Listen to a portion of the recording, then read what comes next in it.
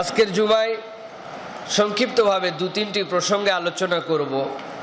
তার মাঝে খুবই গুরুত্বপূর্ণ একটি বিষয় হচ্ছে, আমি পবিত্র কোরআনুল কারীমের সূরা হাদীদের 12, 13 এবং 14 নম্বর আয়াত আপনাদের কাছে তিলাওয়াত করেছি। এই আয়াতে কারিমার আলোকে আল্লাহ রাব্বুল আলামিন এখান থেকে মুমিনদেরকে কতকগুলো পাথেয় নিতে বলেছেন, যে পাথেয়গুলো যদি আমাদের সাথে না যায় তাইলে কিয়ামতের সেই ভয়াবহ দিবসে আমাদের জন্য আফসোসটা কেন হবে, সেই আফসোসকারীরা কি আফসোস করবে, সেই আফসোসের প্রস্তুতি যেন পৃথিবীর থেকে ঈমানদাররা নিয়ে যেতে পারে, সেই জন্য আল্লাহ রাব্বুল আলামিন কতকগুলো দিক নির্দেশনা দিয়েছেন। আপনাদের কাছে এর আগেও আমি বলেছি যে আল্লাহ রাব্বুল আলামিনের রহমান এবং রাহিম রব হওয়ার অনেকগুলো দিক আল্লাহ রাব্বুল আলামিন মানুষের কাছে উপস্থাপন করেছেন, এবং আল্লাহ রাব্বুল আলামিন এক পর্যায়ে ঈমানদারদেরকে নিজের পরিচয় দিতে যে বলেছেন যে সাবাকাত রহমতি আলা গদাবি, যে আল্লাহ রাব্বুল আলামিনের রাগ আছে, আল্লাহ রাব্বুল আলামিন কাহার, আল্লাহ রাব্বুল আলামিন বান্দাদেরকে শাস্তিও দিবেন, আল্লাহ রাব্বুল আলামিন যখন আদেল হবেন তখন আল্লাহ রাব্বুল আলামিনের কাছ থেকে পুঙ্খানুপুঙ্খ বিচার না করে কেউ যেতে পারবে না। সেই রবই নিজের পরিচয় দিতে এক পর্যায়ে বলছেন, দুনিয়ার মানুষ শোনো, আমার যত পরিচয়ই থাক, আমার রহমতটা সব পরিচয়ের উপরে আমি আল্লাহ প্রাধান্য দিয়ে দিয়েছি।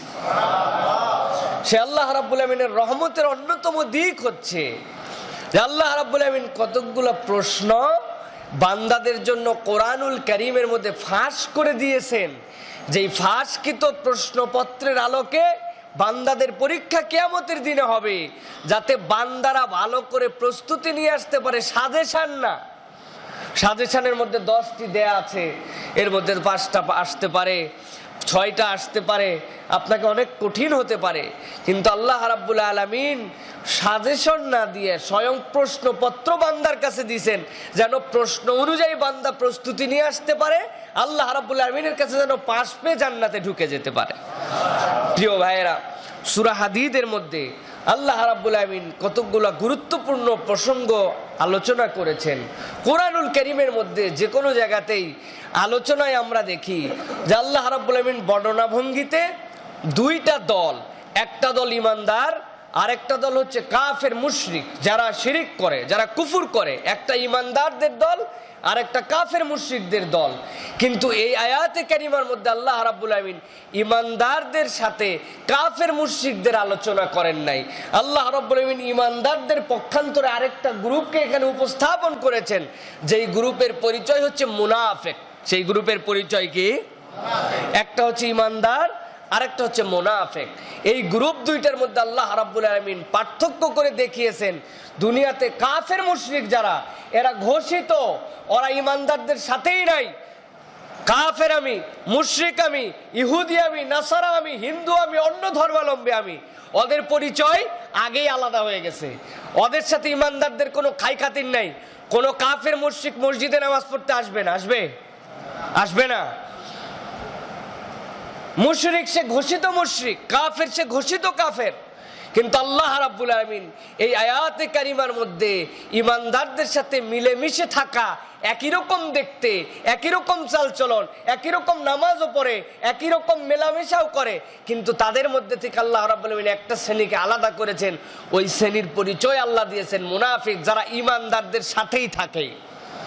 প্রিয় ভাইয়েরা, এই জন্য আল্লাহ রাব্বুল আলামিন এই আয়াতে কারিমার মধ্যে মূলত উপস্থাপন করেছেন ঈমানদাররা কিভাবে ধাপে ধাপে তাদের ঈমানকে হারায় ফেলে। ঈমানটা একবারে চলে যায় না, ঈমানটা ধাপে ধাপে ধাপে ধাপে তার থেকে চলে যায়। সে ভাবে আমি এখনো ঈমানদার আছি, কিন্তু তার ঈমান থাকে না। কেমনে এইটা যায়, আল্লাহ রাব্বুল আলামিন এই আয়াতে কারিমাগুলোর মধ্যে তারই একটা ধারণা ঈমানদারদের কাছে উপস্থাপন করেছেন। প্রিয় ভাইয়েরা, আসেন আমরা প্রথমে একটু অনুবাদগুলো বোঝার চেষ্টা করি যে আল্লাহ রাব্বুল আলামিন কি বলছেন। আল্লাহ রাব্বুল আলামিন বলছেন, ভালো করে খেয়াল করেন, ইয়াউমা তারাল মুমিনিনা ওয়াল মুমিনাত ইয়াসআ নূরুহুম বাইনা আইদিহিম ওয়া বিআইমানিহিম বুশরাকুমুল ইয়াউম। আল্লাহ রাব্বুল আলামিন রাসূলুল্লাহ সাল্লাল্লাহু আলাইহি সাল্লামকে এখানে মুখাতেব বানাইছেন। রাসূলকে বলছেন, রাসূল আপনি এদিকে আসেন। কিয়ামতের ময়দানটা যখন কায়েম হয়ে যাবে, লক্ষ লক্ষ মিলিয়ন ট্রিলিয়ন মানুষ যখন আপনার সামনে উপস্থিত হয়ে যাবে, আর আপনাকে যখন বলা হবে রসুল আপনি আসার পরের থেকে আর আপনার কিয়ামত হওয়ার আগ পর্যন্ত কোনো নবী রাসূল আসে নাই, এই সবগুলোই দেখেন আপনার সামনে যারা আছে এরা হচ্ছে উম্মতে মুহাম্মাদি। আপনার পরে আসার কারণে আর কিয়ামত হওয়ার আগ পর্যন্ত কোনো নবী না আসার কারণে সবচেয়ে বেশি উম্মত আপনার এই উম্মতগুলো আপনার সামনে উপস্থিত। আল্লাহর নবীকে যখন তার উম্মতদেরকে দেখায় দেওয়া হবে, আল্লাহর নবী পেরেশান হয়ে যাবেন। একটা উম্মত যেন জাহান্নামের মধ্যে না যায়, একটা উম্মত যেন আল্লাহ রাব্বুল আমিনের শাস্তি না পায়, একটা উম্মত যেন আল্লাহ রাসূল সাল্লাল্লাহু আলাইহি ওয়াসাল্লামের হাত থেকে ছুটে না যায়। আল্লাহ নবী সেই বিভীষিকাময় ময়দানে যখন এক পয়গম্বর আর এক পয়গম্বর হয়ে দৌড়াইতে থাকবে, কারো কিছু বলার থাকবে না, ওই সময় আপনার আমার প্রিয় হাবিব সাল্লাল্লাহু আলাইহি ওয়াসাল্লাম উম্মতকে নিয়ে যখন ভাবতে থাকবেন, আল্লাহ রাব্বুল আমিন বলছেন আপনার ভাবনার কোনো কারণ নাই। আপনার পরে আসার কারণে কেবল আপনি যাদেরকে উম্মত বলছেন আমি আল্লাহ তাদেরকে আপনার উম্মত বলে পরিচয় দিতে রাজি নয়। আপনি কাদেরকে নিয়ে ভাববেন আর কাদের জন্য আপনার ভাবনা নাই, রসুলকে বলা হচ্ছে আপনি দেখতে পাবেন ওই সময় আল্লাহ নবী এমন একটা মাকামে মাহমুদের মধ্যে আল্লাহ রাব্বুল আলামিন বসায় দিবেন, যেইখান থেকে তাবত আল্লাহর নবী ওই ময়দানটাকে দেখতে পাবেন, কার কি অবস্থা, কার কোন অবস্থানে যাচ্ছে সব আল্লাহর নবীর কাছে দেখানো হবে। আল্লাহ বলছেন ইয়াউমা তারাল মুমিনিনা ওয়াল মুমিনাতি ইয়াসা নূরুহুম বাইনা আইদিহিম ওয়া বিআইমানিহিম। আপনি সেই দিন দেখতে পাবেন রসুল কতকগুলা মুমিন বান্দা আর কতকগুলা মুমিনাত যারা থাকবে, তাদের সামনে থেকে আর তাদের ডান থেকে আমি রব্বুল আলামিন জান্নাতে যাওয়ার জন্য কতকগুলা আলো তাদেরকে সঙ্গী বানায়া দিব। কতকগুলা নূর তাদের ডান পাশে দৌড়াদৌড়ি করবে, কতকগুলা নূর তাদের সামনে দৌড়াদৌড়ি করবে। হাদিসের মধ্যে আসছে কপাল থেকে আলো আসবে, ডান থেকে আলো আসবে। আল্লাহ রাব্বুল আমিন বলতেছেন রসুল আপনি দেখতে পাবেন ওরাই আপনার প্রকৃত উম্মাত, যাদেরকে নিয়ে আপনার চিন্তা করতে হবে না, ফিকির করতে হবে না। আল্লাহ রাব্বুল আমিন তাদের জন্য নূর দিয়ে দিবেন। এই নূরগুলা যখন তাদের ডান থেকে আর তাদের সম্মুখ ভাগ থেকে দৌড়াদৌড়ি করতে থাকবে, নূরের বিচ্ছুরণ হতে থাকবে, ফেরেশতাদের পক্ষ থেকে সাথে সাথে ঘোষণা দেওয়া হবে বুশরাকুমুল ইয়াউমা জান্নাতুন তাজরি মিন তাহতিহাল আনহার খালিদিনা ফিহা যালিকা হুয়াল ফাউজুল আযীম। তোমাদের কোনো চিন্তা নাই ও নূরওয়ালারা, যাদের ডান দিক দিয়ে নূর আসছে, যাদের সামনে থেকে নূর আসছে, তোমাদের আবার কিসের চিন্তা? আমরা ফেরেশতারা বললাম বুশরাকুমুল ইয়াউম, আজকের দিনে তোমাদের জন্য আনন্দের খবর দিয়ে দেওয়া হলো, সুসংবাদ দিয়ে দেওয়া হলো, তোমাদের যাওয়ার আর কোনো জায়গা নাই। তোমাদের এমন একটা জান্নাতে এখন এই আলোগুলা প্রবেশ করায় দিবে, যেই জান্নাতের নিচ দিয়ে অসংখ্য ধারায় ঝর্ণা প্রবাহিত, নদী প্রবাহিত।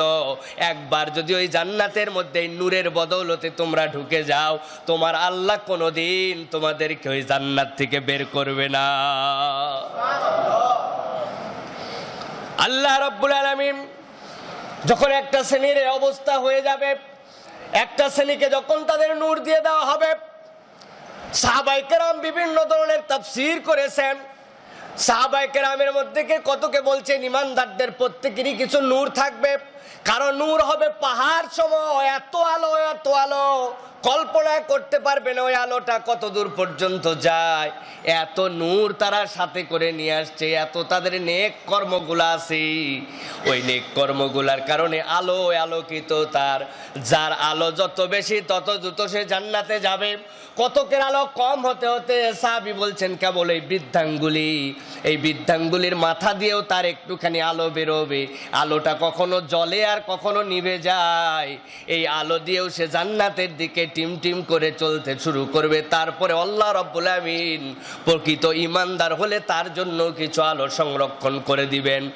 ওই ময়দানে যখন ঈমানদাররা নূর পেয়ে যাবে, ফেরেশতারা যখন বলে দিবে তোমাদের জন্য বুশরাকুমুল ইয়াউম, আনন্দের সংবাদ, যাওয়ার আর কোনো জায়গা নাই, মিসগাইড হওয়ার আর কোনো সুযোগ নাই। জান্নাতেই তুমি যাবে, যাওয়ার পরে দেখবে নহর প্রবাহিত, সেখানে তোমার পাদদেশ দিয়ে একবার ঢুকলে আর বেরোবে না।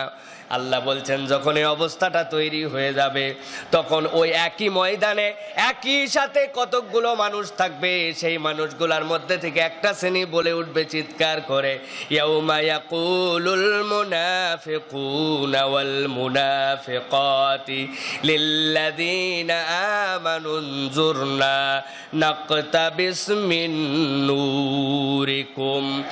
একসাথে আছে, একই সাথে চলাফেরা করছে, ওই একই জায়গার থেকে একটা দল আলো পেয়ে গেছে, আলো পেয়ে জান্নাতের রাস্তায় রওনা হয়েছে। তখন ওই মানুষগুলার মধ্যে থেকে একটা শ্রেণী চিৎকার করে বড় গলা করে চিল্লায় উঠে বলবে, আল্লাহ বলছেন তাদের পরিচয়টা কি জানো নাকি? তারা মুনাফিক আর মুনাফিক মহিলা।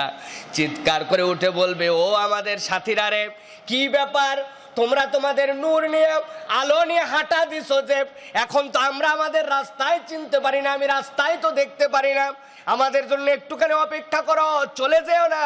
এক্ষুনি তোমরা চলে যাচ্ছ কেন? আমাদেরকে একটু সুযোগ দাও, নাকতাবিস মিন নূরিকুম, আমরা তোমাদের ওই আলো থেকে একটুখানি আলোর ভাগ নিব, একটুখানি আলোটা আমাদেরকেও দেওয়ার মতো ব্যবস্থা করে দাও। ব্যাপারটা জানি এরকম, আপনি একটা মোমবাতি ধরাইছেন, আপনি একটা কুপিবাতি ধরাইছেন, পাশের বাড়ির থেকে কেউ একজন এসে বলছে, আমার বাড়িতে দিয়াশলাই নাই, ম্যাচ নাই, বোন আমাকে একটুখানি আলোটা দাও তো। আপনি কুপির থেকে কুপিতে লাগাই দিচ্ছেন, আপনার আলোর কোনো খরচ হয় না, শেষ হয় না, সে নতুন করে আলো পেয়ে গেছে। ওই মুনাফিকরা যখন মুমিনরা ইমানদারেরা আলো নিয়ে জান্নাতের দিকে রওনা হবে, তখন বলবে, আশ্চর্য কথা, আমাদেরকে ফেলে যাচ্ছ কোথায়? একসাথেই তো ছিলাম, একটু অপেক্ষা করো, তোমাদের আলোর থেকে আমরা একটু আলো নেই, নিয়ে আমরা ওই রাস্তায়, তোমরা যে রাস্তায় যাচ্ছ এই রাস্তাতে চলতে শুরু করব। সাথে সাথে আল্লাহ রাব্বুল আমিন ওই ইমানদার যাদেরকে আল্লাহ রাব্বুল আমিন নূর দিয়েছিলেন, যাদের ডান পাশ দিয়ে, যাদের সম্মুখ ভাগ দিয়ে আলো এসেছিল, তাদের মুখ দিয়ে আল্লাহ প্রদত্ত বাণীটা সাথে সাথে বের হয়ে যাবে। আল্লাহ বলবেন, বলে দাও তোমরা তাদেরকে, ওই মুনাফিকদেরকে যারা তোমাদেরকে এখন দাঁড়াইতে বলতেছে, তোমাদের থেকে আলো নেওয়ার জন্য অপেক্ষা করতে বলছে, তাদের জন্য বলে দাও, কিলা ইরজিউ ওয়ারাআকুম ফালতামিসু নূরা। ও মুনাফিকরা আর মুনাফিকিনরা, যারা মহিলা মুনাফিক আছো, তিরজিউ ওয়ারাকুম, তোমরা আবার দুনিয়ায় ফেরত যাও, তোমরা পিছন দিকে চলে যাও, যাওয়ার পরে তোমরা সেখান থেকে ফালতামিসু নূরা, ওই দুনিয়া থেকে আবার নূর কামাই করে নিয়ে তারপরে এখানে আসো। এমন আলোর ব্যবস্থা এখানে আল্লাহ করেছেন, যেই আলো এখানে ক্রয় বিক্রয় হয় না, যেই আলো থেকে অন্য আলো এখান থেকে ধরানো যায় না। এই আলোটা হচ্ছে সেই দুনিয়ার জগৎ থেকে কামাই করে নিয়ে আসা। সুতরাং আলো যদি পেতেই চাও, তাহলে আবার দুনিয়ায় ফেরত যাও, যাওয়ার পরে দুনিয়ার থেকে আলো নিয়ে এই ময়দানে আসো। আল্লাহু আকবার। আল্লাহ রাব্বুল আলামিন যখন দেখবে এরা বাড়াবাড়ি করতেছে, ইমানদাররা যারা এখন ভিআইপি গেস্ট, তাদের যে রাস্তার মধ্যে তুলে দেওয়া হয়েছে, এই রাস্তার ডাইরেক্ট তাদেরকে জান্নাতে নামায় দিবে। এমন ভিআইপি পার্সন আসতেছে, হাজার ব্যস্ততা থাক না কেন, এয়ারপোর্ট থেকে গণভবন পর্যন্ত 10 মিনিটের জন্য সব রাস্তা বন্ধ, পাশ দিয়া পুলিশ, বিডিআর, আর্মি, আনসার সবগুলা মিলে স্কট দেওয়ার ব্যবস্থা করেছে। আপনার যত ব্যস্ততা এখন থাক না কেন, এখন এমন ভিআইপি লোকেই রাস্তা দিয়ে যাবে, সব যানবাহন চলাচল পর্যন্ত বন্ধ। যখন মুনাফিকরা বারবার বলতেছে, তোমরা একটু অপেক্ষা করো, তোমাদের আলোর থেকে আমাদেরকে একটু আলো দাও, ওই আলো নিয়ে আমরাও তোমাদের সাথে একটু চলবো। আল্লাহ রাব্বুল আমিন যেন বলছেন, আমার ইমানদারেরা, দুনিয়ার বুকে যারা আমার কথা শুনেছে, দুনিয়ার বুকে হাজার বিরূপ পরিস্থিতির পরেও আল্লাহ রাব্বুল আমিনের রাস্তা থেকে সরে নাই। আজকে এই ভিআইপি মেহমানগুলো এখানে আসছে, বুশরাকুমুল ইয়াউম বলে জান্নাতের দিকে পাঠানো হবে, আর ওই বান্দাগুলাকে ডিস্টার্ব করবে, আমি আল্লাহ আজকে ডিস্টার্ব করতে তাদেরকে দিব না। সাথে সাথে আল্লাহ বলছেন, ফাতুরিবা বাইনাহুম বিসুরিল্লাহু বাবুন বাতিনুহু ফীহির রাহমা ওয়া যাহিরুহু মিন কিবালিহিল আযাব। আল্লাহ বলবেন, ও আমার ফেরেশতারা, ওই মুনাফিক আর এই ইমানদারদের মাঝে একটা সুর, একটা তোমরা প্রাচীর নির্মাণ করে দাও। ওই প্রাচীরটা যখন নির্মিত হয়ে যাবে, আল্লাহ বলছেন বাতিনুহু, ওই প্রাচীরের একটা দিক থাকবে ভিতরের দিক, যেই দিকের দরজাটা হবে ইমানদারদের হাতে, দরজা খুলবো কি না খুলবো ইমানদারদের দিকে দেওয়া হবে। আল্লাহ বলছেন ওই দরজার ভিতরের দিকটাতে ওই ইমানদারদের জন্য রহমত দিয়ে আমি আল্লাহ ভরায়া দিব।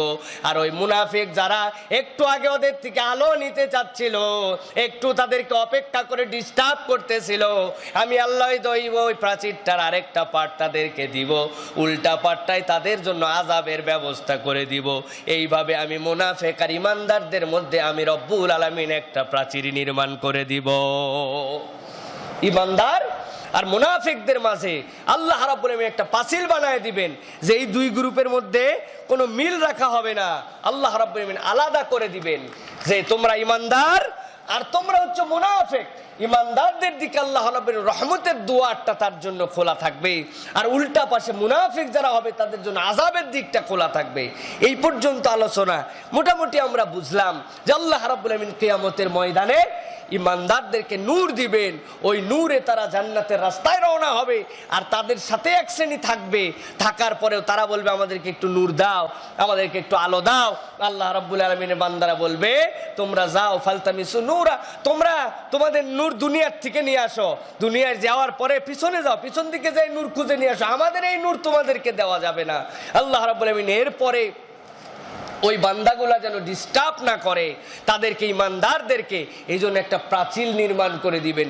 প্রাচীরটা নির্মাণ করে দেওয়ার পরে ভিতর দিকে রব্বুল আলামিন রহমতের জন্য তাদের ব্যবস্থা করবেন, আর উল্টা পাশটা আযাবের জন্য ব্যবস্থা থাকবে। এখন ইমানদাররা একটুখানি ইস্তেরাহাত পাবে, যারা নূরওয়ালা তারা দেখবে আমাদের আর কোনো তাড়াহুড়া নাই, আর কোনো চিন্তা নাই, আমাদের আর ওদের মধ্যে আল্লাহ রাব্বুল আলামিন একটা পার্থক্য করে দিয়েছেন। আল্লাহ রাব্বুল আলামিন একটা আলাদা বর্ডার লাইন দিয়ে দিয়েছেন, যার জন্য আমাদের টেনশন নাই। দরজার ভিতরের দিকটাও আমাদের, এই দিক ইচ্ছা করলে আমরা খুলতে পারি, ইচ্ছা করলে আমরা বন্ধ করতে পারি, তার মানে রহমতের দিকটা আমাদের। ইমানদাররা এখন অপেক্ষা করছে, অপেক্ষা করে এখন আল্লাহ রাব্বুল আলামিন একটা চিত্র অঙ্কন করছেন যে ও ইমানদারেরা যাদেরকে নূর দেওয়া হলো আর যারা তাদের কাছ থেকে নূর চাইলো, এই দুই দলের মধ্যে একটা কথোপকথন হবে, এই দুই দলের মধ্যে একটা কনভারসেশন হবে।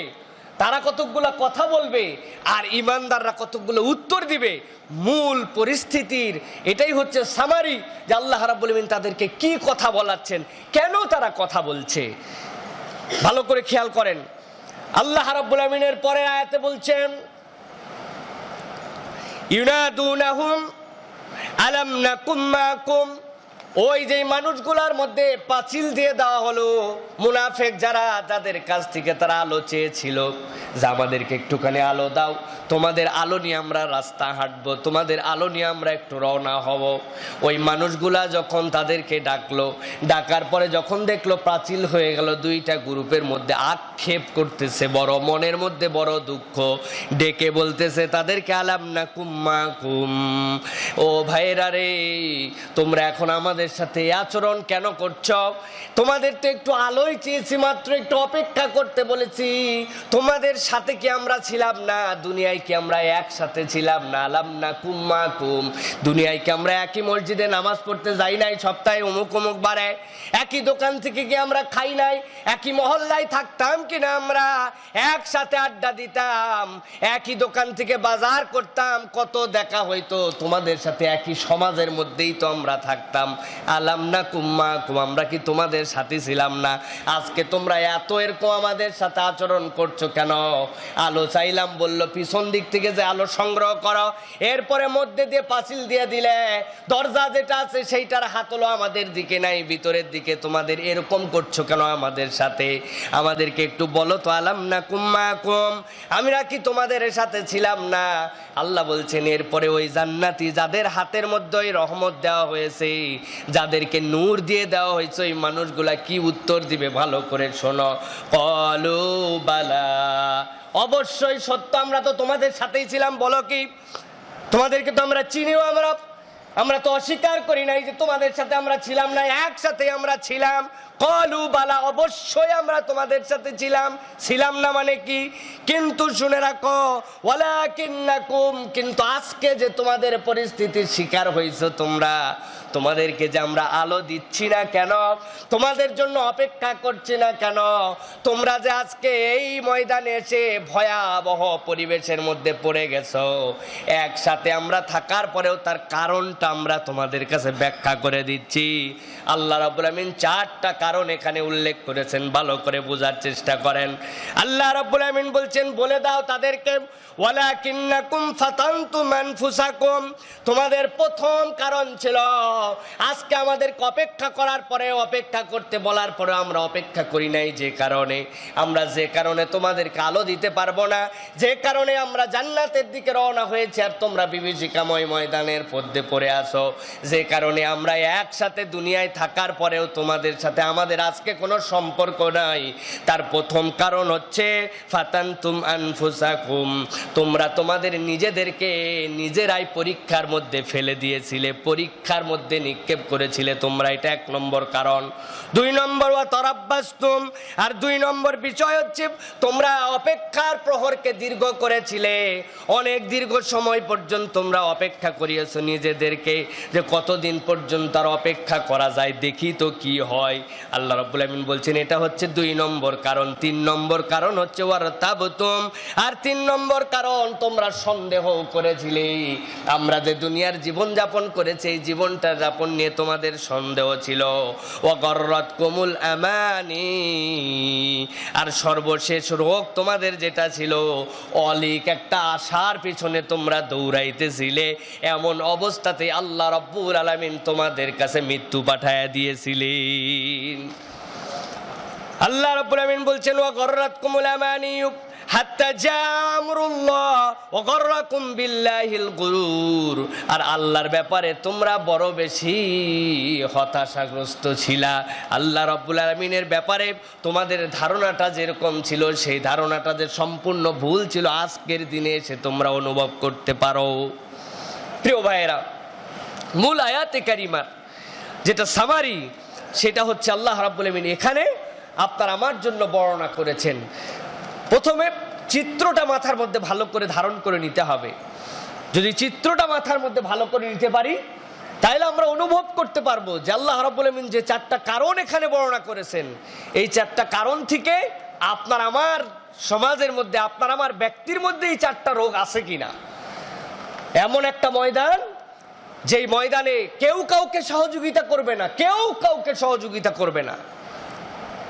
ইয়াউমা ইয়াফিরুল মারউ মিন আখি, আপনার ভাই আপনাকে চিনবে না, ওয়া উম্মি ওয়া আবি ওয়া সাহিবাতিহি ওয়া বানি, ভাই বোন কেউ চিনবে না। ভালো করে এটা আগে বুঝতে হবে, কোন ময়দান, কোন ভয়াবহ সেই জায়গাতে আল্লাহ রাব্বুল আলামিন আপনার আমার জন্য এই সিচুয়েশন আপনার আমার জন্য রাখবেন। এইটা যদি ভালো করে অনুভব করার পরে দ্বিতীয় অবস্থাটা কি, যে আল্লাহ ওই রকম কঠিন জায়গাতেও ইমানদারদেরকে কতগুলো আলো দিয়ে দিবেন।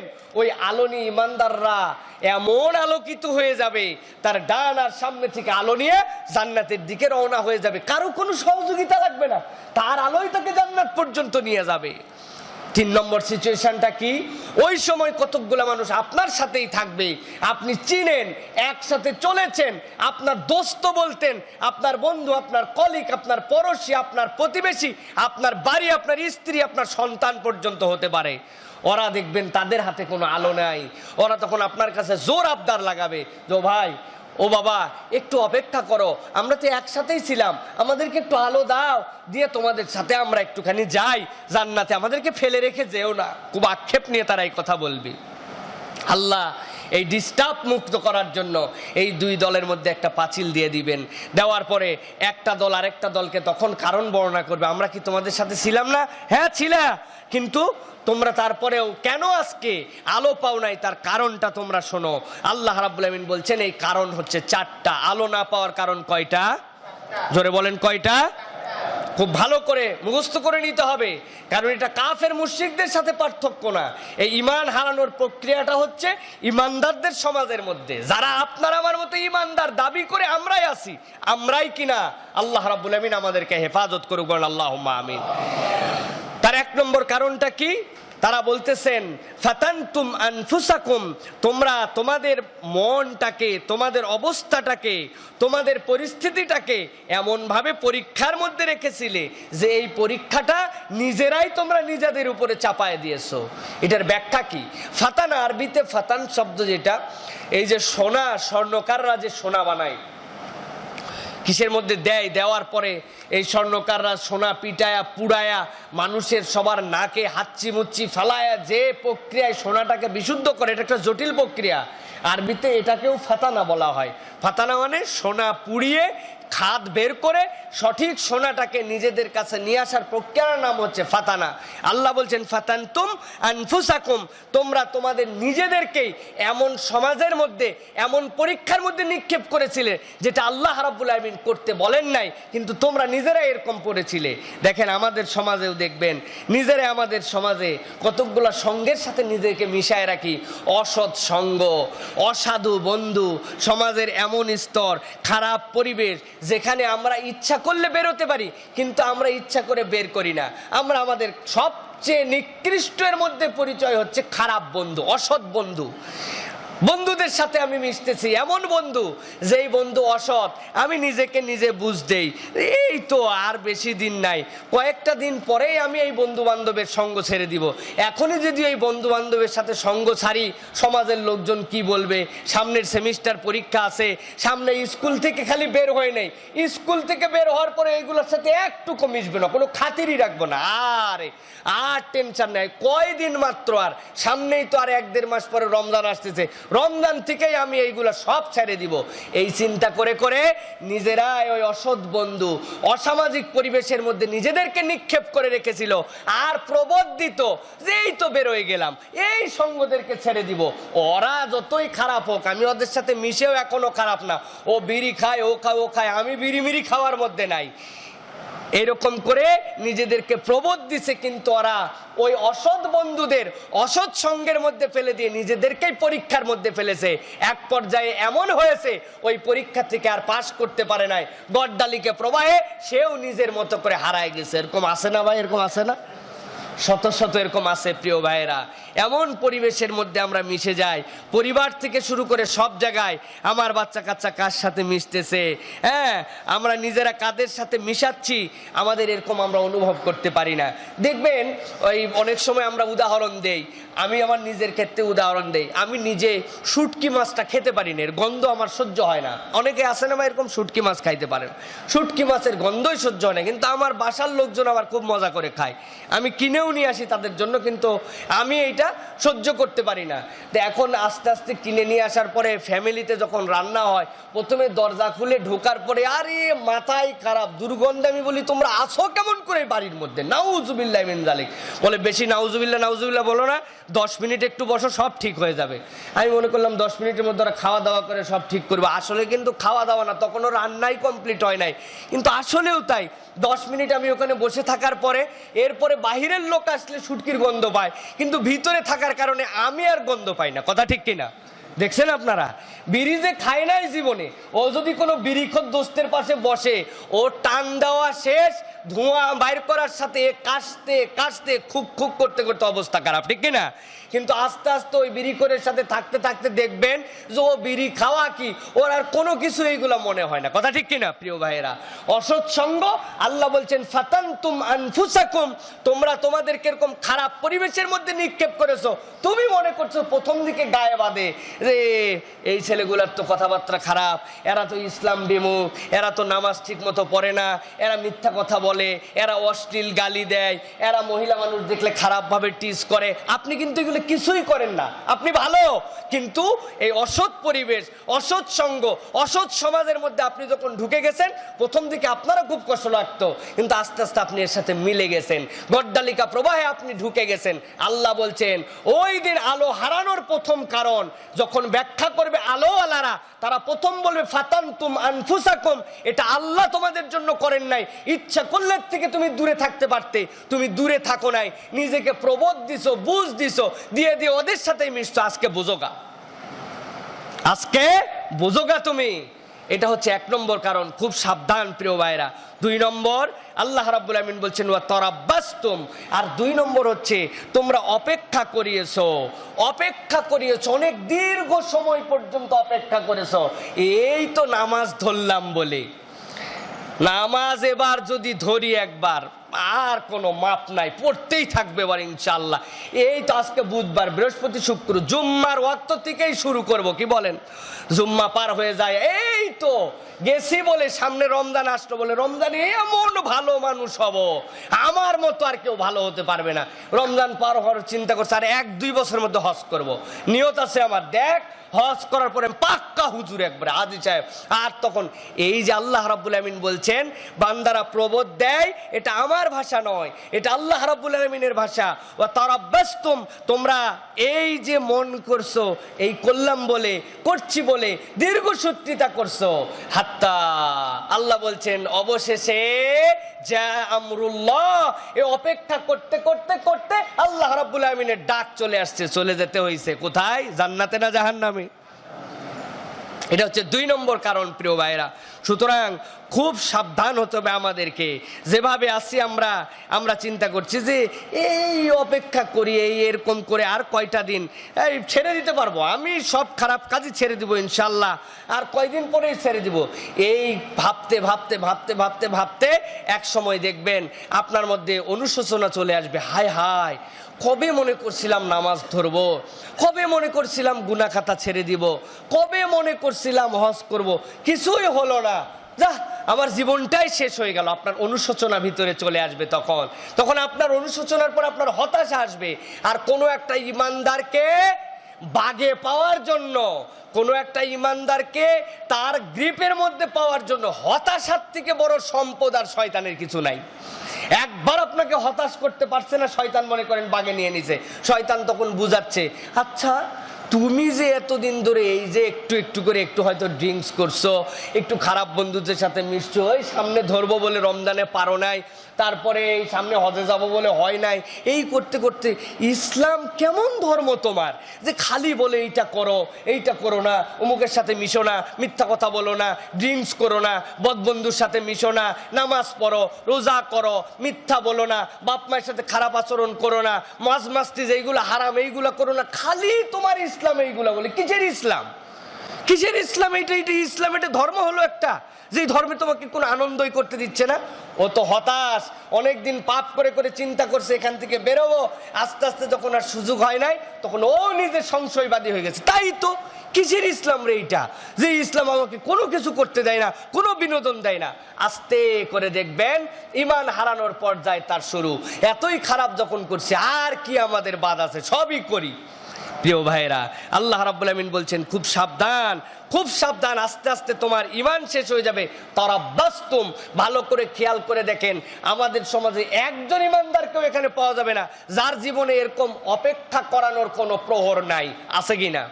কোনো না কোনো ক্ষেত্রে আছে। হজ ফরজ হয়েছে 5 বছর আগে, অপেক্ষা করতেছে, এই গেলাম বলে ব্যবসাটা গুছায় নেই, এই বাচ্চাটার বিয়ে দিয়ে নেই, আর একটুখানি ব্যাংক লোন আছে, অমুক এগুলো একটু শোধ করে দেই, অমুক জায়গায় একটা আমার মার্কেটে জমিটা নেওয়া আছে, পজিশনটা নেওয়া আছে, এটা ঠিক করে নেই, অমুক ফ্ল্যাটটা রেডি করে নেই, তারপরে হজে যাব, বলে কিনা? আছে কিনা? তার আব্বাস্তুম আছে আমাদের প্রত্যেকের জীবনে। নামাজ 4 ওয়াক্ত করে পড়ি, আর 1 ওয়াক্তেই ধরে ফেললাম, রমজান আসলেই ধরে ফেলবো, অমুক করলেই ধরে ফেলবো, এই দিনের পর থেকে ধরবো, আমাদের আছে কিনা প্রত্যেকের জীবনে? প্রিয় ভাইয়েরা, এই ক্ষুদ্র ক্ষুদ্র দীর্ঘসূত্রিতা, অপেক্ষা করানো ওই ভয়াবহ ময়দানে আলো হারানোর কারণ হতে পারে। প্রিয় ভাইয়েরা, আল্লাহ এই জন্য সতর্ক করেছেন। পার্থক্যটা ইমানদারদের সাথে মুনাফিকদের এখানে করেছেন, কাফের মুশরিকদের করেন নাই। কারণ এই মানুষগুলা ইমানদারদের সাথেই আছে, আমাদের ঘরেই আছে। আমরা এরকম বিয়ে হওয়ার পরের থেকেই পর্দা করা শুরু করব। এখন ইয়াং বয়স, আমিও বলে দিছি মা, বিয়ের পরে কিন্তু আর কোনো রকম কিছু চলবে না। বাবা, বিয়ের পরে তো তোমার বরই খালি দেখবে, আগের গুলা তো দেখার যারা সবাইরে দেখায় দিল, কি বলেন? বিয়ের পরের থেকেই পর্দা। আমার বউ ইনশাল্লাহ হজ করে 2 জন একসাথে আসার পরতে আমার বউ এমন পর্দানসীন হবে আপনারা কল্পনাও করতে পারবেন না, একবারে চোখও দেখাবে না তখন। এরকম হাজী সাহেব নিয়ত যদি করে থাকেন, খুব সাংঘাতিক প্রিয় ভাইরা। তারা বাস্তুম, আল্লাহ বলছেন তুমি নিজেকে এরকম প্রহসন করিয়েছো, অপেক্ষা করিয়েছো, হাত্তা যা আমরুল্লাহ, এই অবস্থায় তোমার মৃত্যু চলে আসছে, তুমি ঈমান হারায় মরে গেছো, তুমি জানো না এটা ঈমান হারানোর প্রক্রিয়া। এই অবস্থায় থাকলে তোমার ঈমানের মৃত্যু হবে না। প্রিয় ভাইরা, খুব সাবধান হতে হবে আমাদেরকে। 3 নম্বর আল্লাহ রাব্বুল আলামিন বলছেন ওয়ারতাবতুম, আর তোমরা সন্দেহ করেছো। খুব সাংঘাতিক এইটা বিষয়। সন্দেহ যখন মানুষের মধ্যে ঢুকে যায়, হতাশার থেকে ইসলাম আসলেও কি এটাই সেই ইসলাম, নাকি এটা রাসূলুল্লাহ সাল্লাল্লাহু আলাইহি ওয়াসাল্লামের যুগে একরকম ছিল আর এখন আমাদের জন্য এরকম হয়েছে, এটাই কি সেই ইসলাম? কি আশ্চর্য কথা! নবীজির যুগে আলো ছিল না, লাইট ছিল না, বার ছিল না, কিছু ছিল না, এই জন্য না হয় তারা ফুর্তি করে নাই। এখন কি করা যাবে না? এই যে আস্তে আস্তে করে আপনাকে সন্দেহ শয়তান ঢুকাই দিছে, আর মাঝে মাঝে মনে করাইছে সে কেলে ইসলাম আর এ কেলে ইসলাম। এইটা একবার মাথার মধ্যে যদি ঢুকাই দিতে পারে, আল্লাহ রাব্বুল আলামিন বলছেন ওয়ারতাবতুম, তোমরা সন্দেহ করেছো। আর যদি কেউ ইসলামের প্রতি সন্দেহ করে, আল্লাহ রাব্বুল আলামিন 2টা জিনিস তার থেকে হারায় দিবেন। 1 নম্বর হচ্ছে জান্নাতের আকাঙ্ক্ষা তার মনের মধ্যে আর থাকবে না। ভালো করে বুঝে নেন কথাগুলা। আল্লাহ রাব্বুল আমিন বলছেন সন্দেহ যদি করো ইসলামকে নিয়ে, ইসলামের কোন বিধিবিধানকে নিয়ে, তোমার বুঝে আসুক বা না আসুক যে ইসলামের এই বিধান রাসূল সাল্লাল্লাহু আলাইহি ওয়াসাল্লাম দিয়ে গেলেন, আসলেও কি এই বোরকা ওই সময়ের জলবায়ুগত কারণে না অন্য কোনো কারণে, আসলে এই হাত কাটার বিধান তখনকার পরিবেশে নাকি অন্য পরিবেশে, আসলে এই মদ না খাওয়ার বিধান এইটা কি তখনকার মানুষ বখাটে বেশি ছিল এই জন্য এখন আমরা যদি ঘরের মধ্যে নিজের মতো করে নিজের জায়গায় একটুখানি খাই আমার কি হবে? ইসলাম আসলেও কি সেকেলে আর একেলে এরকম? সুদ সেই সময় ছিল না, এখন তো সুদ ছাড়া। এই যদি একবার সন্দেহ আপনার মধ্যে ঢুকে, আল্লাহ রাব্বুল আমিন বলছেন ইসলাম নিয়ে সন্দেহ ঢুকলে 2টা নিয়ামত আল্লাহ তোমার জীবন থেকে তুলে নেবেন। তার মধ্যে একটা কি? একটা হচ্ছে জান্নাতের আকাঙ্ক্ষা মনের মধ্যে থাকবে না। আরে দুনিয়াতে যা আছে আছে, জান্নাত সে দেখা যাবে নি পরে, মনের মধ্যে থেকে জান্নাতের আকাঙ্ক্ষা থাকবে না। আর 2 নম্বর জাহান্নামের আতঙ্ক, আল্লাহ ভীতির আতঙ্ক অন্তর থেকে আল্লাহ রাব্বুল আলামিন তুলে নেবেন তাদের অন্তর থেকে। কোনো আল্লাহকে ভয় পায় না, কোনো কাজ করতে আল্লাহ রাব্বুল আলামিনের সাথে তার কোনো চিন্তাও করতে হয় না যে এটা কি আল্লাহ রাব্বুল আলামিনের জন্য আমি করতেছি, আল্লাহ কি আমার কাছে এর জন্য হিসাব নেবেন, আল্লাহকে এর জন্য বিচার করবেন। জান্নাতের আকাঙ্ক্ষাই নাই আর জাহান্নামের ভয় নাই। পর্দার দাম তখন 37 লক্ষ না দিয়া 1,37,00,000 টাকা দিলে সমস্যা আছে? হ্যাঁ, সমস্যা আছে? 37 লক্ষ টাকা না দিয়ে 1,37,00,000 টাকা দিলে সমস্যা কি? গভর্নমেন্টকে ফাঁকি দিতে পারলে আমার পয়সা হবে, চলো পর্দার দাম যত মন চাই তত দিব, আমার সমস্যা কি? জনগণ বুঝে যে একটা পর্দার দাম কত, বোঝে না জনগণ? ভাই বোঝে না নাকি? আপনারা মনে করছেন আমি বাংলাদেশে ছিলাম না, বাংলাদেশের কোনো খবরই জানি না তাই ভাবতেছেন আপনারা?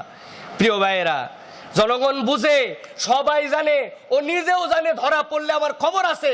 কিন্তু আল্লাহ রাব্বুল আমিন বলছেন এমন সংশয়বাদী হয়ে গেছে, এমন অন্তর থেকে ইসলামের দীর্ঘসূত্রিতা তার মধ্যে ঢুকে গেছে যে তোমাদের সমাজে থাকার পরেও আল্লাহ বলছেন ও পরকালের ভয় নাই, জান্নাতের আকাঙ্ক্ষা নাই, যা ইচ্ছা তাই ওর দ্বারা করা সম্ভব। কথা ঠিক কিনা?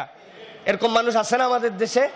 যা ইচ্ছা তাই করতে পারবে, কোনো কিছুই তার হাতে বাঁধবে না। প্রিয় ভাইয়েরা, খুব সাবধান। এই জন্য আল্লাহ বলছেন ওয়ারতাবতুম, তোমরা এইগুলা নিয়ে তোমরা খবরদার বাড়াবাড়ি করো না। ওয়ারতাবতুম, তারা সন্দেহ করেছিল, এই জন্য এই মানুষগুলা দেখবেন দুনিয়ামুখী হয়ে যাবে, দুনিয়াই তাদের কাছে মূল আকর্ষণ, দুনিয়া ছাড়া আর কিচ্ছু বুঝবে না। দুনিয়ায় কিভাবে জনপ্রিয়তা পাওয়া যাবে, দুনিয়ায় কিভাবে মেগা স্টার হওয়া যাবে, দুনিয়ায় কিভাবে বড় বাড়ি করা যাবে, দুনিয়ায় কিভাবে ভালো থাকা যাবে, দুনিয়ায় কিভাবে সম্মান অর্জন করা যাবে, সব দুনিয়া। এই দুনিয়া পাওয়ার জন্য তার আখেরাতে আল্লাহ রাব্বুল আমিনের সামনে দাঁড়াতে হবে, এই ভয়ও নাই, জান্নাতের আকাঙ্ক্ষাও কমে গেছে। কথা ঠিক কিনা? দুনিয়াতে আমাকে করতে হবে, আমার বাড়ি এরকম হতে হবে, আমার এত সুন্দর হতে হবে, আমার এই করতে হবে, সব দুনিয়ায়। আল্লাহ বলছেন ওই যে কিয়ামতের ময়দানে যখন তারা বলবে ইলতামিসু নূরা, আমাদেরকে একটুখানি নূর দাও, আমি তোমাদের থেকে নূর নিব, একটু অপেক্ষা করো। আল্লাহ 2টা প্রাচীর ফেলে দিবেন, দেওয়ার পরে তাদেরকে কারণ ব্যাখ্যা করাবেন। 3 নম্বর কারণ শোনো, তোমরা তো আমাদের সাথেই ছিলে, কিন্তু থাকার পরে আমরা এই ধরনের মানুষ ছিলাম না। আমরা কখনো দিন ইসলাম নিয়ে সন্দেহ করি নাই। আল্লাহর জান্নাত পাওয়ার আকাঙ্ক্ষা আমাদের মূল টার্গেট ছিল। দুনিয়ায় যত সুন্দর দেখি তার চেয়ে বেশি সুন্দর একটা জিনিস আপনি অপেক্ষা করছিলাম। আর আল্লাহর সামনে যেতে হবে আমাকে, যাওয়ার পরে আল্লাহর সামনে হিসাব দিতে হবে, এই আতঙ্কটা আমার মধ্যে ছিল, এই ভীতিটা আমার মধ্যে ছিল।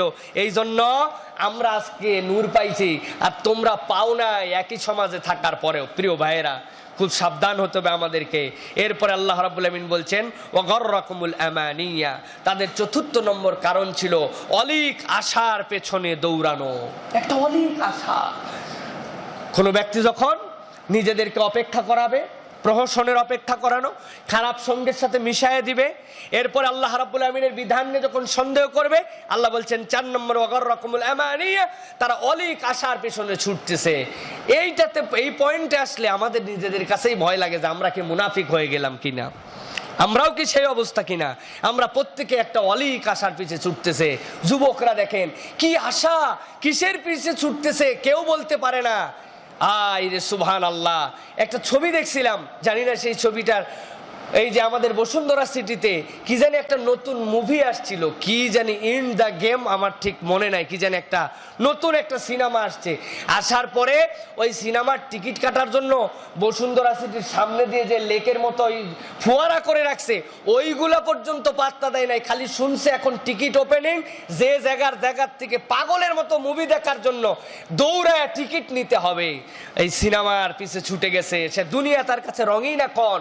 ওই মুভি দেখছে, দেখার পরে মনে হয়েছে বাহ খুব ভালো লাগলো, লাগার পরে আবার বাহিরে বের হওয়ার পরে কিছুক্ষণ পরে হতাশা, আরো একবার দেখে, দেখার পরে দ্বিতীয়বার একটু ভাল লাগে, তারপরে আস্তে আস্তে ওইটাও সাবজেক্টলেস হয়ে যায়, গেম খেলে, এ করে ও করে, রাত দিন আধুনিক স্মার্টফোন, বাইকিং, এই সেই সব, এই সবগুলো হচ্ছে তার অলিক আশার পিছনে ছুটছে।